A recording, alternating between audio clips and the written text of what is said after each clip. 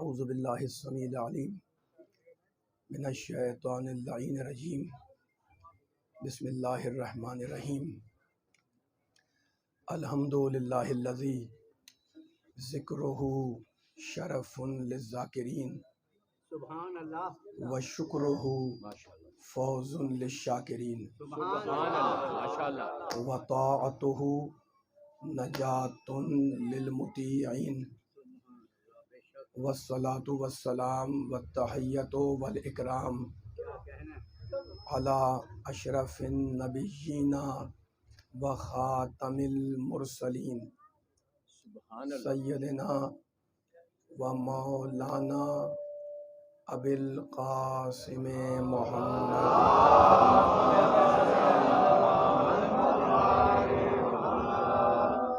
و اہل بیتہ الطیبین الطاہرین المعصومین المظلومین اما بعد فقد قال اللہ سبحانہ وتعالی فی محکم کتابہ المبین سبحان اللہ بسم اللہ الرحمن الرحیم افا حسبتم انما خلقناکم عبثا وَأَنَّكُمْ إِلَيْنَا لَا تُرْجَعُونَ صلوات اللہم صلی علی محمد وآلِ محمد نعرہ تکبیر اللہ اکبر نعرہ رسالہ یا رسول اللہ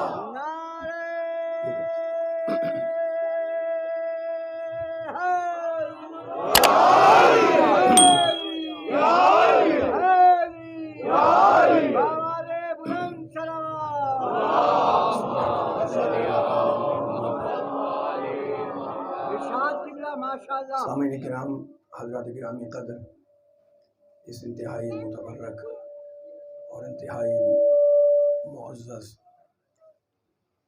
اجتماع سے خطاب کرنے کے لیے میں نے آپ حضرات کے سامنے قرآن پاک کے انتہائی پاک کلمات کو اس مجلس کا سرنامہ سخن قرار دیا ہے۔ ماشاءاللہ ماشاءاللہ ماشاءاللہ۔ رب کائنات، پروردگار عالم، خالق ارض و سما، ارحم الراحمین، اکرم الاکرمین، اجود الاجودین، ابصر الناظرین، اسمع السامعین، خطاب کر کے کہہ رہا ہے افا حسبتم انما خلقناکم عبثا، اے انسان کیا تو یہ گمان کرتا ہے کہ ہم نے تجھے یوں ہی بیکار اور بیہودہ خلق کر دیا؟ افا حسبتم انما خلقناکم عبثا، کہ تم یہ سمجھتے ہو کہ ہم نے تم، اللہ بول رہا ہے کہ ہم نے تمہیں یوں ہی بیکار، بیہودہ، بے فائدہ خلق کر دیا؟ وَأَنَّكُمْ إِلَيْنَا لَا تُرْجَعُونَ، اور کیا تو ہماری بارگاہ میں پلٹایا نہیں جائے گا؟ سورہ مومنون کی آیت ہے، اس میں رب کائنات نے ان لوگوں سے خطاب کیا جن کے نزدیک کائنات کی تخلیق کی کوئی غرض اور کوئی حکمت نہیں ہے۔ افا حسبتم انما خلقناکم عبثا، تم یہ گمان کرتے ہو، تمہارا یہ زعم ہے، تمہارا یہ ظن ہے کہ ہم نے تمہیں بیکار خلق کر دیا اور تم ہماری بارگاہ میں کیا لوٹائے نہیں جاؤ گے، پلٹائے نہیں جاؤ گے؟ تو آیت کا مخاطب، اس آیت کے مخاطب وہ افراد ہیں جن کی نگاہ میں اس کائنات کی کوئی غرض، کوئی حکمت، کوئی تخلیق کی کوئی سبب نہیں ہے، لیکن قرآن کے نزدیک، اللہ کے نزدیک، آیت کے نزدیک یہ کائنات بے غرض خلق نہیں ہوئی۔ ٹھیک ہے نا؟ تو اب وہ لوگ جو کائنات کی تخلیق کو بے غرض سمجھتے ہیں، جو یہ سمجھتے ہیں کہ اس کائنات کو اللہ نے، یہ کائنات یوں ہی خلق ہو گئی، نعوذ باللہ، ان کے نظریے کو اللہ نے، ان کی تھیوری کو، ان کے نظریے کو، ان کے قول کو اللہ نے سورہ مبارکہ جاسیہ میں نقل کیا کہ یہ کون لوگ ہیں جو کہتے ہیں کائنات ایسے ہی خلق ہو گئی۔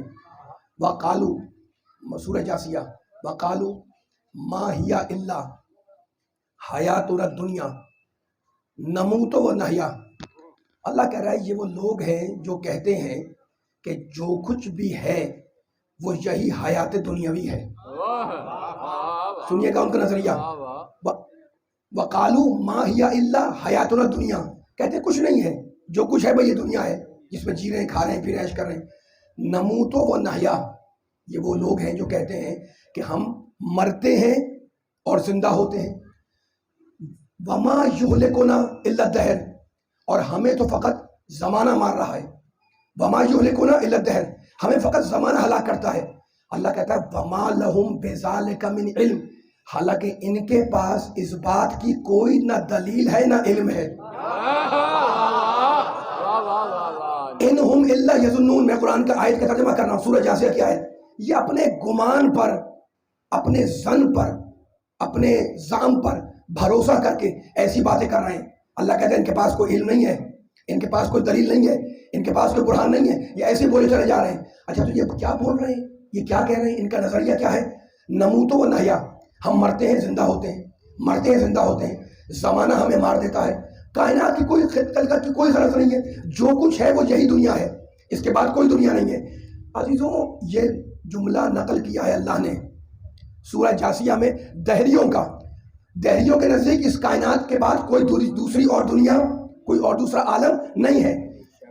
ایک جملہ کہنا چاہ رہا ہوں، تھوڑی دیر کے لیے، اتنا مجمع بیٹھا ہوا ہے توحید پرست ہے، تھوڑی دیر کے لیے اس نظریے کو مان لیں کہ جناب جو دہریہ کہہ رہا ہے کہ اس عالم کے بعد کوئی عالم نہیں ہے، کوئی باس پرس نہیں ہے، کوئی پوچھ گچھ نہیں ہے، کوئی دوسری دنیا نہیں ہے، کوئی دوسرا عالم نہیں ہے۔ اگر اس نظریے کو چند سیکنڈ کے لیے، چند لمحوں کے لیے مان لیا جائے تو جانتے ہیں کتنی خرابیاں پیدا ہوں گی۔ پہلا سوال یہ ہوگا کہ اس دنیا کے بعد اگر کوئی پکڑ دکڑ نہیں ہے تو پھر انسان جیسی چاہے زندگی گزارے، کسی قانون کی پابندی کی ضرورت کیا ہے؟ توجہ فرمائیں جملے کے اوپر۔ اگر اس دنیا کے بعد کوئی دوسرا عالم نہیں ہے تو ضرورت، یہ 3-4 سوال کر رہا ہوں میں اور بڑے اہم سوال ہیں، اگر اس دنیا کے بعد کوئی عالم نہیں ہے، کوئی دنیا نہیں ہے تو ضرورت کیا ہے کہ انسان دنیا کی ترقی میں حصہ لے؟ بھائی وہ تو ختم ہو جائے گا، مر جائے گا، اور آگے کوئی عالم ہے نہیں، کوئی نہ جزا ہے، نہ سزا ہے، نہ ثواب ہے، نہ جواب عذاب ہے، کچھ بھی نہیں ہے، تو انسان زندگی کی ترقی میں حصہ کیوں لے؟ کیا اگلی نسلوں کے لیے؟ اگر اگلی نسلوں کے لیے تو خود اس سے اس کو کیا فائدہ پہنچے گا؟ وہ تو مر گیا، نہ کوئی عالم ہے نہ کچھ ہے، ٹھیک ہے نا؟ ایک سوال اور پیدا ہوگا، ایک سوال اور پیدا ہوگا کہ اگر اس دنیا کے بعد کوئی دنیا نہیں ہے، کوئی عالم نہیں ہے، کوئی آخرت نہیں ہے، ٹھیک ہے، تو پھر انسان اس دنیا میں جیسے چاہے زندگی گزارے، جیسے چاہے کھائے پیے، ہے نا؟ کیا ضرورت ہے کہ انسان بن کے رہے، جانور بن جائے، حیوان بن جائے؟ اب ممکن ہے کوئی صاحب کہتے ہیں جناب ٹھیک ہے انسان جانور بن جائے، حیوان بن جائے اور حیوانوں کی طرح زندگی گزار کے مر جائے، اس میں خرابی کیا ہے؟ میں نے کہا خرابی یہ ہے کہ اگر جانور ہی بننا تھا تو پھر عقل کیوں دی گئی؟ توجہ فرمائیں، اگر دہریے کے نظریے کو مانا جائے تو ان سارے سوالات کے جوابات تشنا رہ جائیں گے، ہے نا؟ جواب نہیں مل پائے گا کہ انسان اچھا عمل کیوں کرے، انسان عقل مندوں کی طرح زندگی گزارے، کیوں گزارے، انسان تحصیل علم کیوں کرے، تہذیب کیوں سیکھے، تمدن کیوں سیکھے، ادب کیوں سیکھے، فنون کیوں سیکھے۔ تو اگر دہریے کے نظریے کو مانو تو یہ ان کے جوابات ان سوالات کے ممکن نہیں ہے دینا، لیکن علی والوں، نبی والوں، قرآن والوں، اللہ والوں، اس کے بالکل برعکس اگر اسلام کے نظریے یوم الدین کو مانا جائے تو ان سارے سوالات کے جوابات بطور مکمل انسان کو مل جائیں گے۔ قرآن کہتا ہے کہ فقط دنیا یہ نہیں ہے، اس دنیا کے بعد ایک اور عالم کا آغاز ہونا ہے جسے قرآن یوم الدین کے نام سے یاد کرتا ہے۔ قرآن نے آواز دی وما ادراک ما یوم الدین، اللہ بول رہا ہے کہ تم کیا جانو کہ یوم الدین کیا ہے۔ ثم ما ادراک ما یوم الدین، پھر سنو تم کیا جانو کہ یوم الدین کیا ہے۔ یوم لا تملک نفس لنفس شیئا، وہ دن ایسا ہوگا جب کسی کو کسی پر کوئی اختیار نہیں ہوگا۔ والامر یومئذ للہ، اس دن سارا کا سارا امر اللہ کے لیے ہوگا۔ تو آپ نے دیکھا کہ اگر دہریے کے نظریے کو مانا جائے تو ان سارے سوالات کے جوابات رہ جائیں، لیکن اگر قرآن کے نظریے یوم الدین کو مانا جائے تو ان سارے سوالات کے جوابات مل جائیں گے کہ فقط دنیا یہ نہیں ہے، دنیا فقط یہ نہیں ہے، اس دنیا کے اندر مشکلات زیادہ ہیں، آسانیاں کم ہیں، خوشی کے مواقع کم ہیں، غم کے مواقع زیادہ ہیں، ٹھیک ہے نا؟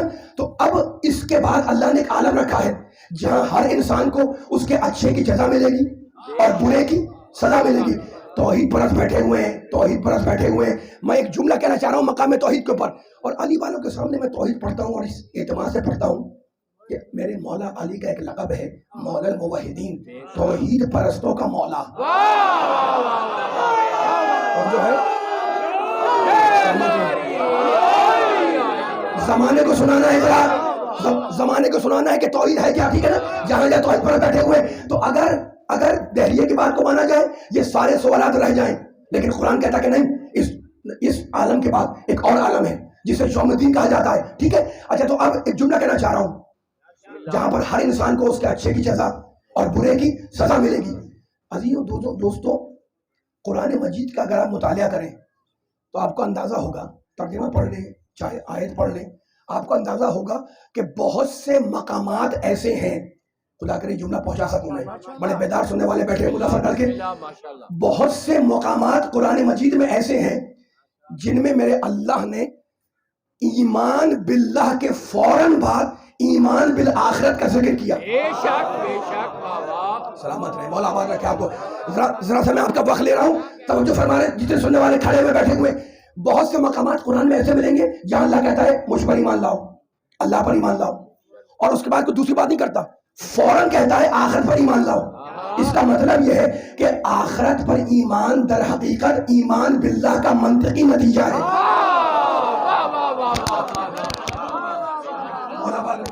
یعنی جو سلامت رہے، یہ جملہ تو پہنچا سننے والوں پر، یہ ہیڈ لائن ہے، سرخی ہے.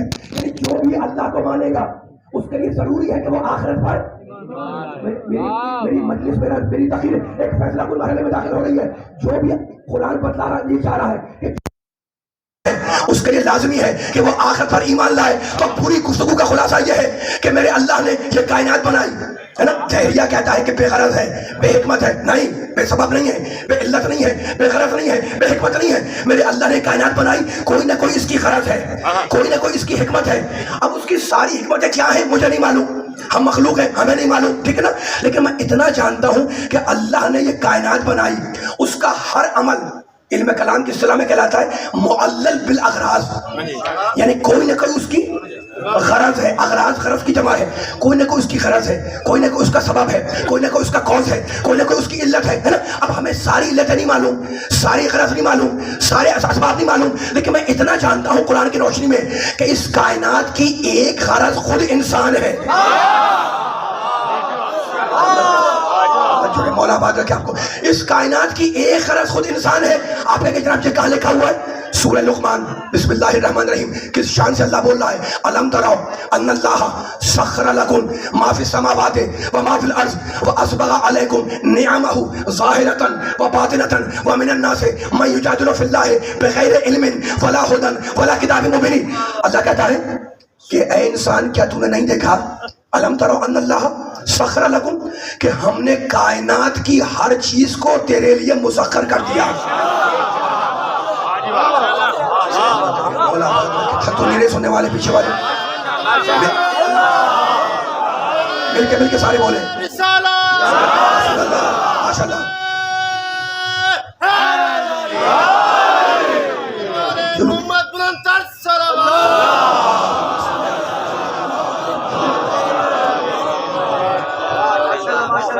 سورہ لقمان میں کہتا ہے الم تروا ان اللہ سخر لکم ما فی السماوات و ما فی الارض. توجہ رکھیے گا، اپنی آوازوں کو میرے ساتھ ملا لیں تاکہ ایک فیصلہ ہو جائے، زمانے کو سنائیں. مقام توحید سے میں آگے بڑھ رہا ہوں. اللہ کہتا ہے میں نے زمین میں جو کچھ ہے وہ تمہارے لیے مسخر کیا. میں نے آسمان، توجہ کرنا نوجوانوں بزرگوں، سارے جتنا مجمع کھڑا بیٹھا ہے سارا آ جائے. جو کچھ میں نے آسمانوں میں ہے تمہارے لیے مسخر کیا، جو کچھ زمین میں ہے وہ میں نے تمہارے لیے مسخر کر دیا. یہ سورہ لقمان کی آیت. اور اب سورہ نحل میں کہتا ہے مشہور آتے ہیں وَسَخَّرَ لَكُمُ اللَّيْلَ وَالنَّهَارَ وَالشَّمْسَ وَالْقَمَرَ.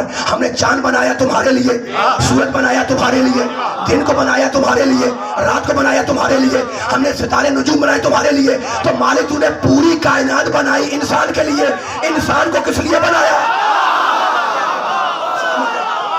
مل کے سارے آ جائیں. والشمس والقمر والنجوم. ہم نے سورج بنایا تمہارے لیے، چاند بنایا تمہارے لیے. مظفر گڑھ کے مومنوں میرا ساتھ دینا، جتنے جو جہاں جہاں سے آئے ہوئے میرے ملتان کے احباب بھی تشریف فرما ہے. مظفر گڑھ کا کہتا مجمع بیٹھا ہوا ہے، اگر آپ نے میرا ساتھ دے دیا تو پوری طاقت سے جملہ ہدیہ ہو جائے گا.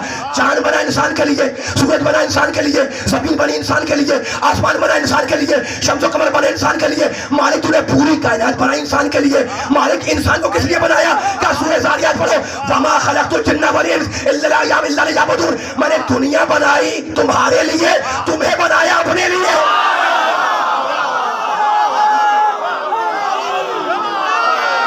مل کے آ جائے ماشاءاللہ۔ اتنا جاندار نعرہ لگایا ہے اور اتنا جاندار جواب آیا ہے۔ اب میں بیان کو بہت طول نہیں دوں گا، جلوس کی مجلس ہے۔ آباد رہے، سلامت رہے۔ ہم نے سورج بنایا تمہارے لیے، ہم نے چاند بنایا تمہارے لیے، شمس و قمر کی قندیلیں لٹکائی تمہارے لیے، ہے نا، ہم نے سرب و فلک پہاڑ بنائے تمہارے لیے، کا پھینکتا سمندر بنایا تمہارے لیے، زمین کا فرش بچھایا تمہارے لیے، آسمان کا شامیانہ تاما تمہارے لیے۔ تو ہم نے پوری کائنات بنائی انسان کے لیے۔ انسان کو کس لیے بنایا؟ وما خلقت الجن والانس الا لیعبدون۔ میں نے جن کو بنایا اپنی عبادت کے لیے، اللہ بول رہا ہے۔ میں نے انسان کو بنایا اپنی عبادت کے لیے، اللہ بول رہا ہے۔ تو انسان کی غرض تخلیق عبادت، جن کی غرض تخلیق عبادت، تو انسان بنا عبادت کے لیے۔ اور میرے نبی نے کہا ضربت علی یوم الخندق افضل من عبادت شہرین۔ علی کی ایک ضربت جن و انس کی عبادت سے افضل ہے۔ جس کی ایک ضربت پورے مقصد تخلیق کو پورا کر دے، اس کا نام ہے علی۔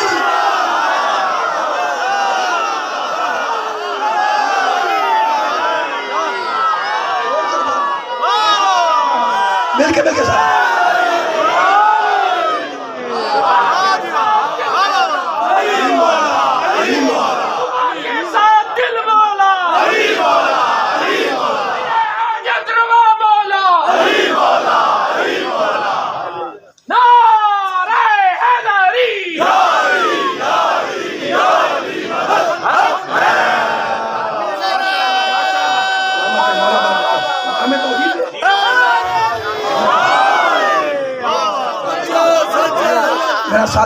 میرا ساتھ دیتے رہے تاکہ میں مقام توحید، میں نے کہا نا میں توحید پڑھ رہا ہوں اور کس کے سامنے؟ علی والوں کے سامنے۔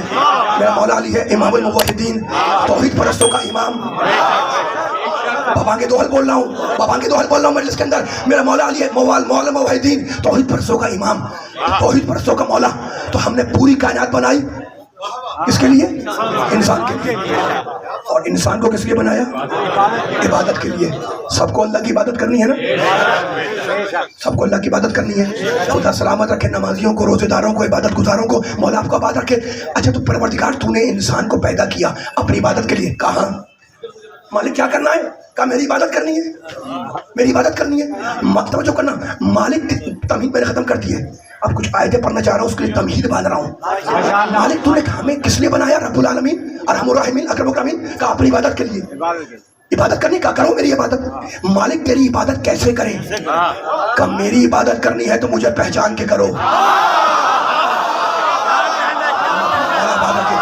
دیکھو کڑی سے کڑی ملی ہوئی ہے، لفظ سے لفظ ملا ہوا ہے۔ میں قدم بقدم سننے والوں کی، آپ کی سماعتوں کے سہارے اپنے بیان کو آگے لے جا رہا ہوں۔ مالک کیا کرے؟ کہا میری عبادت کرو۔ مالک کیسے کرے؟ کہا میری عبادت کرو، مجھے پہچان کے کرو۔ مالک تجھے کیسے پہچانے؟ کہا مجھے پہچاننا ہے تو مجھے میرے ناموں سے پہچانو۔ پنکھا کھول دے ذرا، پنکھا کھول دے۔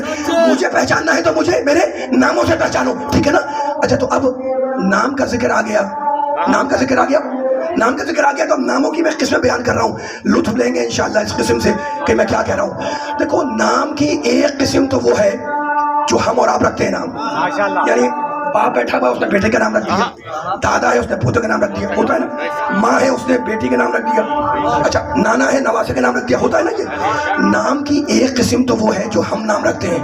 اب میں کسی کو کہہ نہیں رہا ہوں، صرف سمجھانے کے لیے عرض کر رہا ہوں، صرف سمجھانے کے لیے، تاکہ بیان کو اس نتیجے تک لے جانا ہے انشاءاللہ مل کر، جس نتیجے تک میں آپ کو لے جا رہا ہوں۔ نام کی ایک قسم ہے جو ہم رکھتے ہیں۔ ہم کیسے رکھتے ہیں نام؟ بالکل فاسق آدمی ہے، نام رکھ دیا صالح۔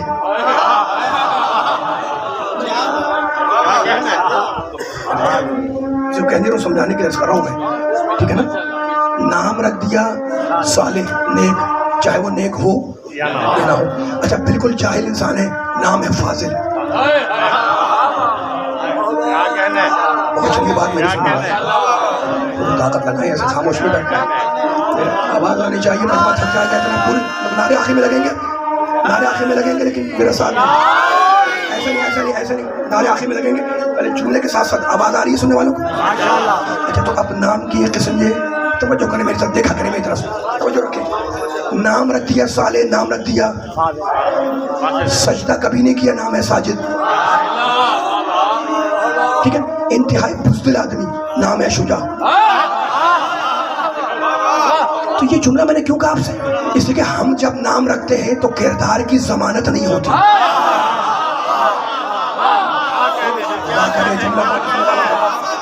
مولا آباد رکھے، سلامت رکھے، جن تک کہ پیغام پہنچ گیا. ہم نام رکھتے ہیں شجاع، ممکن ہے ہو ممکن ہے نہ ہو. ہم نام رکھتے ہیں صالح، ممکن ہے اچھا ہو ممکن ہے نہ ہو. ہم نام رکھتے ہیں عالم، فاضل، چاہے عالم ہو یا فاضل ہو یا جاہل ہو. تو ہم جب نام رکھیں تو کیریکٹر کی گارنٹی نہیں ہوتی. لیکن جب اللہ کہے کہ میں وہاب تو واقعی وہاب. آجائے مل کے آجائے. جب اللہ کہے کہ میں رازق تو واقعی رازق. جب اللہ کہے کہ میں شافی تو واقعی شفا دینے والا. جب اللہ کہے کہ میں ناصر تو واقعی مدد کرنے والا. جب اللہ کہے کہ میں خیر الرازقین تو بہترین رزق دینے والا. تو اب دونوں قسموں سے فرق کیا پتا چل کے کیا چلا کہ ہم جب نام رکھے تو کیریکٹر کی ضمانت نہیں ہوتی، لیکن اللہ جیسا کہتا ہے ویسا ہی ہوتا ہے. سمجھ میں آ گئی بات یہ؟ اب میرے امام نے، معصوم نے، حدیث کی کتابوں میں یہ روایت موجود ہے. یہ تمہید باندھ رہا تھا اس حدیث کو سنانے کے لیے، ترجمہ جمال محمد کا کھڑا ہوا بیٹھا ہوا ہے. اسے میرے امام کہتے ہیں کہ اللہ کے پاس اللہ کی اندیت میں شہزادی کونین کے 9 نام ہیں.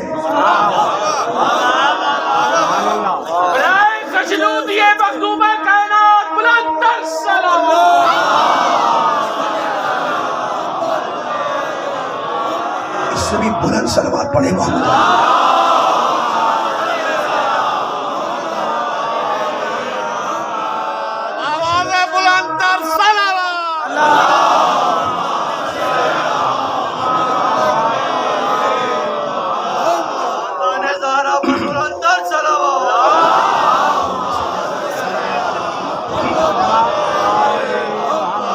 کوئی فکر ہے جو ممبر پہ حاضر ہوا آپ حضرات کی سماعتوں پر عطا کرنے کے لیے؟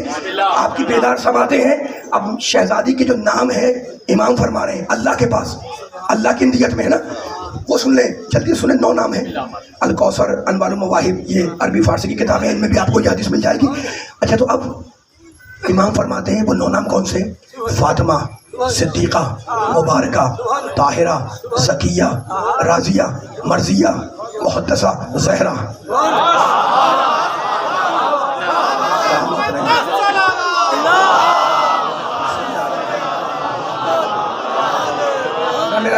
میرا ساتھ دیتے رہیے گا جتنے بیٹھے ہوئے ہے نا. اسے کیا بڑی اہم گفتگو اور اہم پیغام ہے جو اپنے سننے والوں کو ہدیہ کر رہا ہوں. ان ناموں میں سے 9 نام ہیں. ان ناموں میں سے ایک نام ہے صدیقہ، شہزادی کا. اب میں آیت پڑھ رہا ہوں تاکہ اس نام کی طاقت سمجھ میں آ جائے. اللہ کہتا ہے سورہ نساء کے اندر وَمَن يُطِعِ اللَّهَ وَالرَّسُولَ فَأُولَٰئِكَ مَعَ الَّذِينَ أَنْعَمَ اللَّهُ عَلَيْهِم مِّنَ النَّبِيِّينَ وَالصِّدِّيقِينَ. اللہ کہتا ہے ہم نے جن پر اپنی نعمتیں اتاری وہ نبی بھی ہے، صدیق بھی ہے.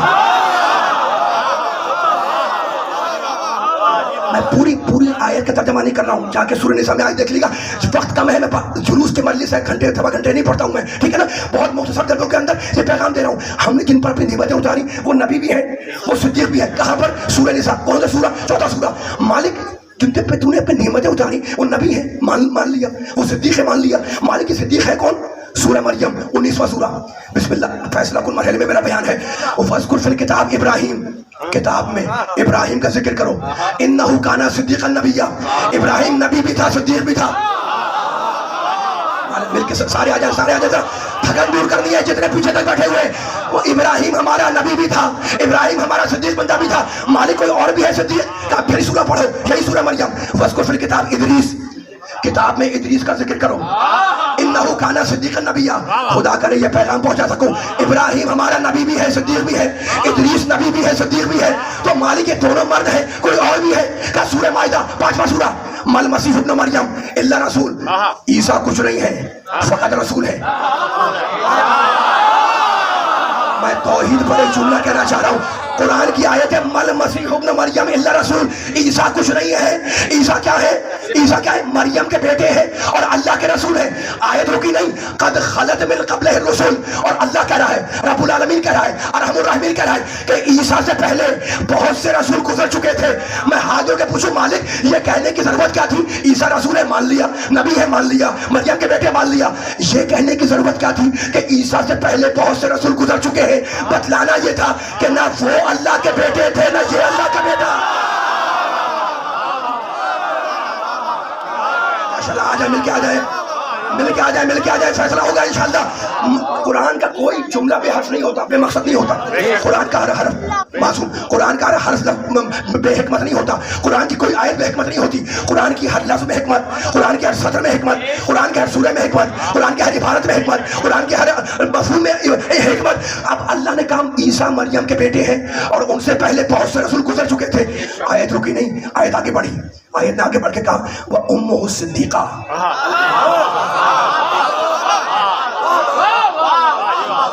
اور عیسیٰ جا کے آیت دیکھ لی، میرے پر اعتبار نہ کریے گا، سورہ مائدہ، وَأُمُّهُ الصِّدِّيقَةُ، اور عیسیٰ وہ ہے، میں آہستہ ہو گیا تاکہ آپ کی آواز بلند ہو، ایسے نہیں پوری طاقت سے چاہ رہا ہوں میں، عیسیٰ وہ ہے جن کی ماں صدیقہ ہے۔ کانا یاکلان الطعام، پوری رسپانسبلٹی سے کے ساتھ ترجمہ کر رہا ہوں، عربی زبان جانتا ہوں۔ کانا یاکلان الطعام، اللہ کہتا ہے یہ دونوں تسنیہ کا صیغہ ہے، کانا یاکلان الطعام، یہ دونوں طعام کھانا کھاتے تھے۔ عیسیٰ بھی کھانا کھاتے تھے، ان کی ماں مریم بھی کھانا کھاتی تھی۔ میں اگر ممبر پہ کہوں میں پانی پیتا ہوں، یہ صاحب کھڑے کو کہیں کہ میں کھانا کھاتا ہوں، سارا من میں کہہ کے جناب یہ کیا کہنے بیٹھ گئے کہ یہ کھانا کھاتے ہیں، وہ پانی پیتے ہیں، یہ کھانا کھاتے ہیں، تو مالک تو نے کیا کہہ دیا کہ عیسیٰ بھی کھانا کھاتے تھے، مریم بھی کھانا کھاتی تھی؟ مالک یہ کہنے کی ضرورت کیا تھی قرآن میں؟ کہا سمجھ میں نہیں آیا؟ اگر اللہ ہوتے تو کھانا کیسے کھاتے؟ ماشاءاللہ، ماشاءاللہ، مل کے آ جائے سارے، مولا آباد رکھے۔ اگر اللہ ہوتے تو کھانا کیا، یہ ہے مقام توحید، اللہ ہوتے تو کھانا کیسے کھاتے؟ تو بیان کو آگے لے جا رہا ہوں۔ عیسیٰ اللہ کے رسول ہے، عیسیٰ مریم کے بیٹے ہیں، اور مریم کون ہے؟ امہ صدیقہ، مریم کا نام ہے صدیقہ، میری شہزادی بھی صدیقہ ہے، مریم بھی صدیقہ ہے۔ لیکن کیا ان دونوں میں کوئی فرق ہے؟ یہ فرق نہیں ہے۔ تو میرے امام نے کہا، امام نے فرق بتایا، امام کہنے لگے کہ مریم اپنے زمانے کی عورتوں کی سردار ہے اور فاطمہ ہر زمانے کی عورتوں کی سردار۔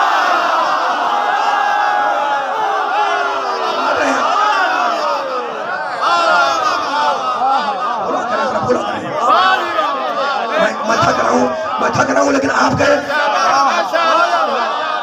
ایسے نہیں، ایسے نہیں، ماشاءاللہ اتنا جاندار۔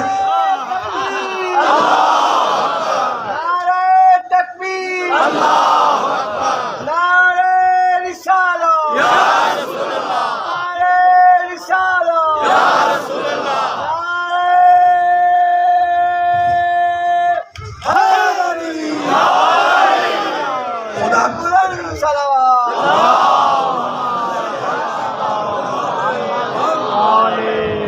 خدا آپ کی زبانوں کو معطر رکھے علی کے ذکر سے، علی کے نام سے، اس لیے کہ میرے مولا آباد کے مولانا میرے نبی نے کیا کہا تھا؟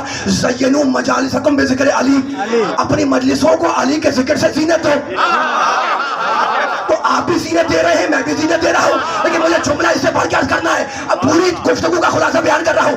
ابراہیم صدیق ہے، ادریس صدیق ہے، ابراہیم نبی ہے، ادریس نبی ہے، اور عیسیٰ کی ماں کون ہے؟ وہ امہ صدیقہ، مریم کا نام ہے صدیقہ۔ سورہ مائدہ نے کہا کہ مریم ہے صدیقہ، اور میرے امام نے کہا کہ شہزادی میں صدیقہ ہے، لیکن مریم اپنے دور کی عورتوں کی سردار، اور میری شہزادی فقط اپنے دور کی نہیں، ہر زمانے کی، ہر پیریڈ کی، ہر زمانے کی، ہر پیریڈ کی عورتوں کی سردار ہے۔ اسی لیے میرے امام نے کہا ہی الصدیقۃ الکبریٰ۔ ایسا نہیں، اتنا بڑا جملہ آ رہا ہے، ذرا مل کے سارے آ جاؤ۔ مریم ہے صدیقہ اور میری شہزادی ہے پوری طاقت کے ساتھ صدیقہ کبریٰ۔ میرے امام نے کہا شہزادی ہے صدیقہ کبریٰ۔ اب تم سے بہتر کون سمجھے گا علی والوں؟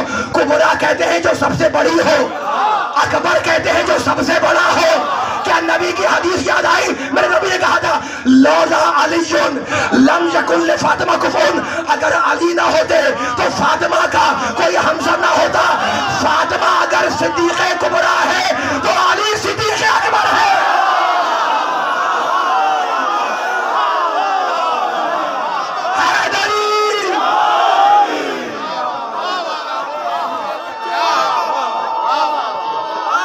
مل کے سارے.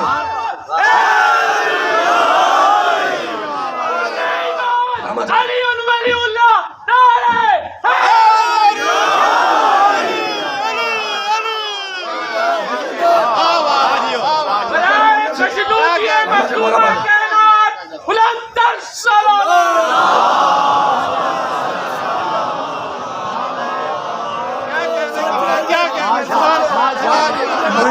میں کل بھی کسی شہر میں کہہ رہا تھا اور آپ سے بھی کہہ رہا ہوں, اس سارے مسلمان بیٹھے ہیں مولا آباد رکھے ہے نا, 5-7 منٹ میں بیان فضائل ختم ہو جائیں گے اور مصائب کی طرف آ جاؤں گا, لیکن جملہ کہنے کا دل چاہ رہا ہے. فضائل سنتے ہو اور فضائل سن کر خوش ہوتے ہو, خوش ہوتے رہو انشاءاللہ, اللہ آپ کو آباد رکھے, سلامت رکھے ہے نا. لیکن جملہ کہہ رہا ہوں, اب میں فضائل پڑھ چکا ہوں, فضائل میں سے آپ کو سنا دیے. اب مجمع پوچھ سکتا ہے, دیکھ رہا ہے مجھے گھور رہا ہے کہ جناب فضائل پڑھ چکے تو اب ممبر پہ کیا بیٹھے کر رہے ہیں. اب میں بیٹھا ہوا ہوں اس لیے کہ آپ کو فضائل کی فضیلت میں ایک جملہ سنا.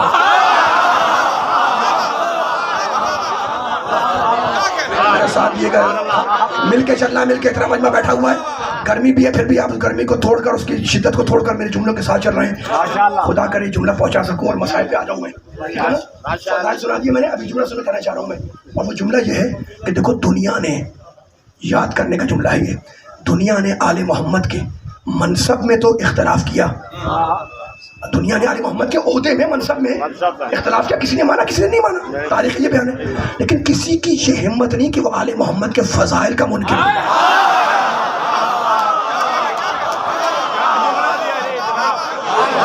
سلامت رکھے.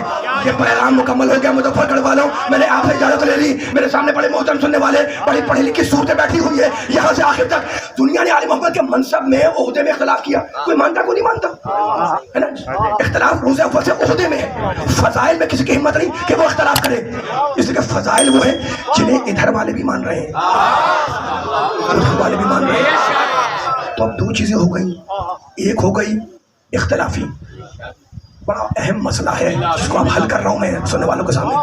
آہستہ ہو گیا ہوں میں آہستہ ہو گیا ہوں, آپ آہستہ نہ ہوئیے گا. دو مسئلے ہیں, دو چیزیں ہیں, ایک ہے اختلافی, عہدہ ہے اختلافی, کوئی مانتا ہے کوئی نہیں مانتا. فضائل ہیں اتفاقی, سب مانتے ہیں ہے نا. تو آپ مجھے کہنے دو کہ جو آل محمد کے عہدے کو نہ مانے وہ مسلمان تو ہے, مومن نہیں بن سکتا, لیکن جو فضائل کا منکر ہے وہ نہ مسلمان ہے نہ مومن.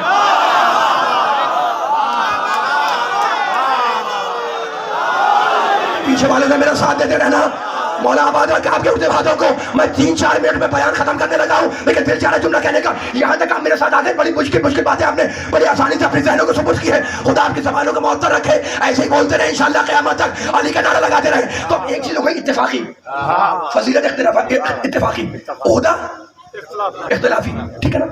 صاحبان عقل بیٹھے ہوئے ہیں, بزرگ بھی ہیں بچے بھی ہیں. اگر کسی مسئلے میں کوئی اختلاف ہو جائے تو عقل کا فیصلہ کیا ہے کہ جو دلیل آپ اس اختلاف کو ختم کرنے کے لیے دیں گے, اگر وہ بھی اختلافی ہوئی تو فائدہ کیا ہے؟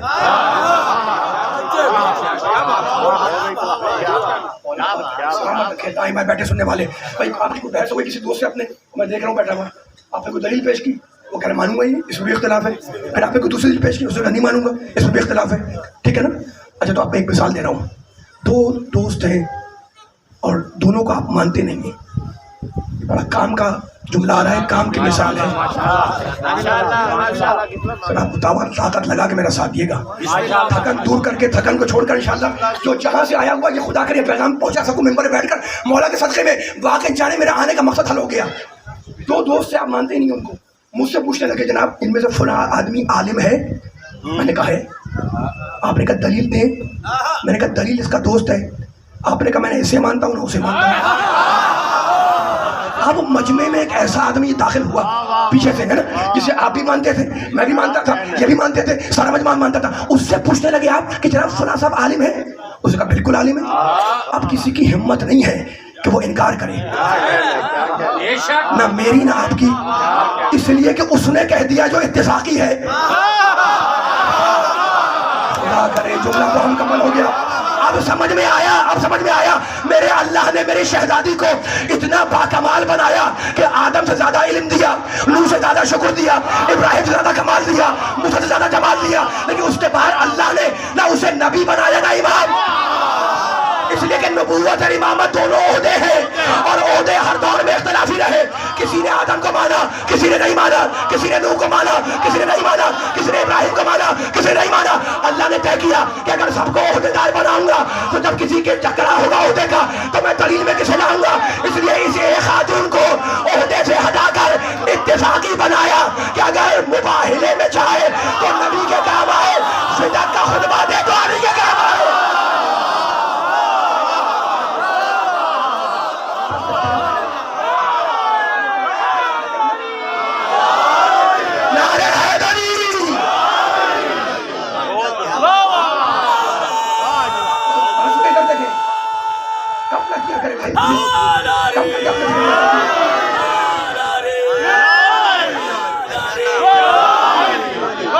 بیان میرا ختم ہو گیا ہے. آخری کلمات ہیں. میں نے آپ کے سامنے توحید پڑھی، میں نے آپ کے سامنے سورہ مومنون کی آیت پڑھی، میں نے سورہ جاسیہ میں جو دہریوں کا نظریہ اسے نقل کیا. تھک تو نہیں رہے؟ بولے والی والے تھکنا نہیں ہے. میرا پیغام یہ ہوتا ہے کہ میں یہ پیغام ہر سننے والے تک پہنچاؤں، چاہے کھڑا ہوا ہے یا بیٹھا، بچہ ہو یا بزرگ، ہے نا، عالم ہو یا جاہل، ہر ایک تک یہ پیغام پہنچ جائے. صاحبان فکر بیٹھے ہوئے، فکر رکھنے والے بیٹھے ہوئے میرے سامنے، مجھے جملہ کہنے دو. اب میں فضائل پڑھ چکا، اب مجھے کچھ نہیں پڑھنا، مسائل پڑھنے، لیکن اپنی مجبوری بیان کر رہا ہوں. میں اگر سورہ جاسیہ پڑھوں اس میں ذکر علی، میں اگر سورہ حمد پڑھوں اس میں علی، بھائی بسم اللہ میں علی، سورہ بقرہ میں علی، سورہ آل عمران میں علی، سورہ نساء میں علی، سورہ مائدہ میں علی، سورہ انعام میں علی، سورہ اعراف میں علی، سورہ انفال میں علی، سورہ توبہ میں علی، سورہ ابراہیم میں علی، سورہ یونس میں علی، سورہ دہر میں علی، آیہ ولایت میں علی، آیہ بلغ میں علی، سورہ انسان میں علی. تو ہر جگہ بھی علی ہے نا. علی سے بچ کر کہاں تک بھاگو گے؟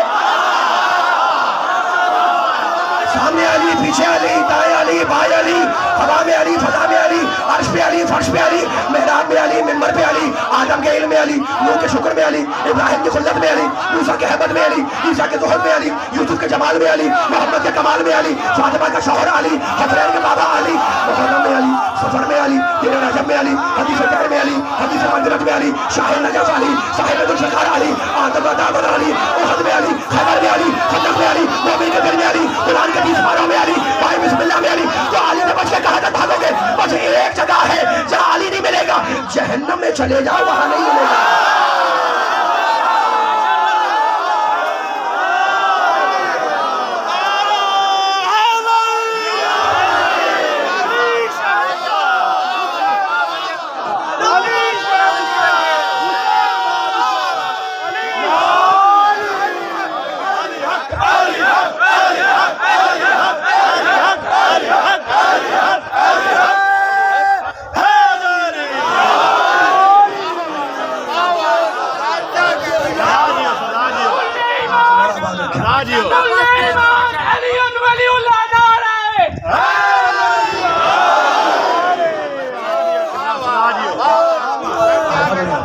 ولی کے لیے یہ ضروری نہیں ہے کہ وہ صاحب تخت ہو، صاحب لشکر ہو، صاحب حکومت ہو، صاحب خزانہ ہو. گلے میں توق ہو جب بھی ولی ہے، ہاتھوں میں ہتھکڑیاں ہوں جب بھی ولی ہے، پیروں میں بیڑیاں ہوں جب بھی ولی ہے. یکم سفر کو آل محمد کو شام کے مرکزی بازار میں لایا گیا. چہلم کی مجلس ہے، رونے کے لیے بیٹھے ہو. قافلہ اس شام سے آیا کہ آگے آگے نیزے پہ عباس کا سر ہے، اور جس کے ہاتھ میں وہ نیزہ تھا وہ پکار پکار کے کہہ رہا تھا کہ یہ ابن ابو تراب کے علم بردار کا سر.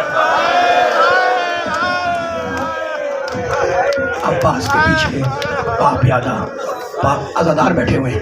عباس کے سر کے پیچھے پاپ یادہ، پاپ رہنا ناکے پہ نہیں، ننگے پاؤں، پاپ رہنا سجدے سجاد. ان کے پیچھے بیبیاں ناکوں پر. زیادہ زحمت نہیں دوں گا آپ کو. قافلہ شام کے مرکزی بازار میں آیا.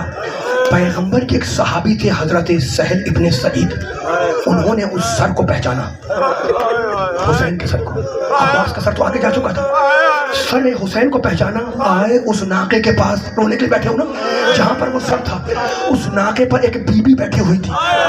کہنے لگے سر تو حسین کا ہے، سر تو میرے مولا حسین کا ہے، لیکن بیوی آپ کون ہے؟ ایک مرتبہ بالوں کے اندر سے بیوی نے کہا لیکن تو کون ہے؟ کہا میں رسول کا صحابی ہوں۔ تو رو کے کہنے لگے میرے نانا کے صحابی تو نے دیکھا کہ میرے نانا کی اولاد کے ساتھ امت نے کیا کیا؟ کہا بیوی کیا آپ علی کی بیٹی ہے؟ کہا میرے نانا کے صحابی تو نے مجھے صحیح پہچانا، تو نے مجھے صحیح پہچانا۔ کہا بیوی میں بوڑھا ہوں اور آپ پہ کوئی کام نہیں آ سکتا، لیکن کوئی چھوٹی خدمت بتلا دیں۔ بڑی خدمات ہیں صحابہ کرام کی باتیں کربلا میں۔ کہا میرے نانا کے صحابی بس اتنا کر دے کہ یہ حسین کے سر کو لے کر آگے چلے جائیں تاکہ مجمع ساتھ میں آگے بڑھ جائے۔ سہیل نے 400 دینار نیزہ بردار کے ہاتھ پہ رکھے اور کہا سارے حسین کو لے کر آگے بڑھ جاؤ، خدا آپ کو شام کی زیارت نصیب کرے، میں 4 جملے پڑھ کے ممبر چھوڑ دوں گا، جلوس کی مجلس ہے مولا کی، اور آپ یہ سوچ کر رونا کہ فاطمہ زہرا کے حق کو ادا کر رہے ہو۔ اب ترتیب ذرا بدل گئی، آگے عباس کا سر، اس کے پیچھے حسین کا سر، اس کے پیچھے پاپی آدھا سجاد، ان کے پیچھے اہل حرم کے ناکے، قافلہ دربار میں آیا۔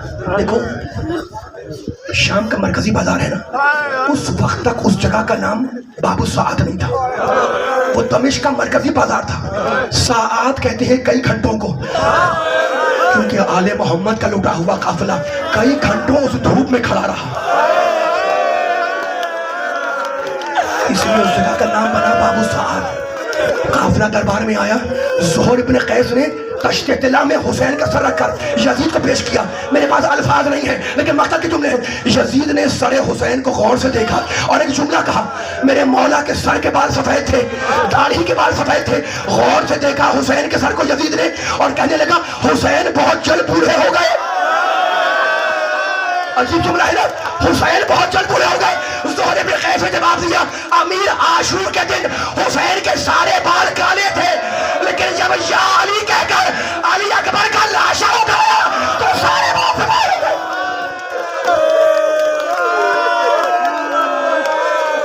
سر کو دیکھنے کے بعد یزید نے نگاہ کی ان بیویوں پر اور کہنے لگا من ہذہی من ہذہی من ہذہی، یہ عورت کون ہے، یہ عورت کون ہے، یہ عورت کون ہے؟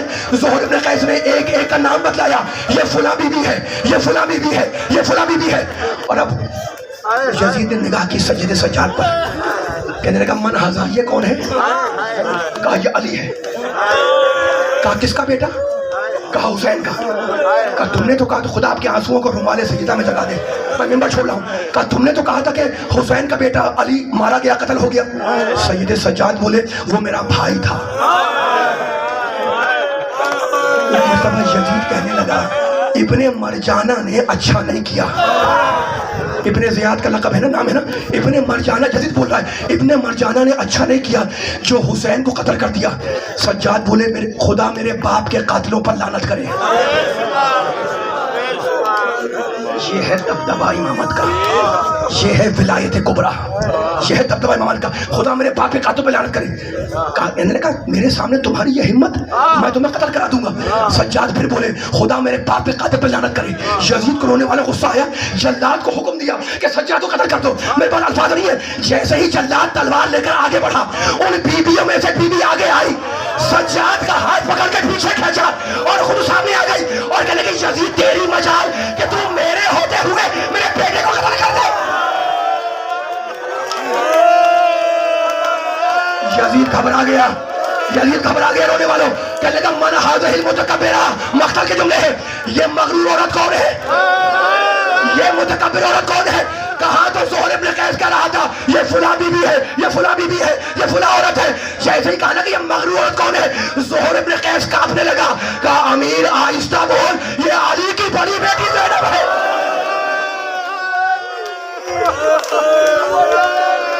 اب شہزادی کا جلال دیکھیں، خدا آپ کی آوازوں پر رحم کرے۔